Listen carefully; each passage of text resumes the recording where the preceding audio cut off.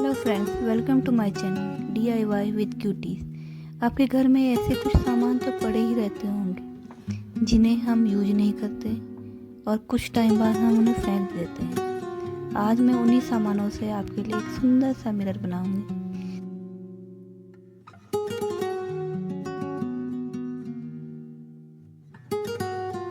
आप इस मिरर को वॉल हैंगिंग की तरह और वैसे ही देखने के लिए भी इसको यूज कर सकते हैं। अगर आपको ये मिरर पसंद आए तो प्लीज़ लाइक, सब्सक्राइब और शेयर ज़रूर कीजिएगा, जिससे हमें आगे भी ऐसी वीडियो बनाने की प्रेरणा मिलती रहे।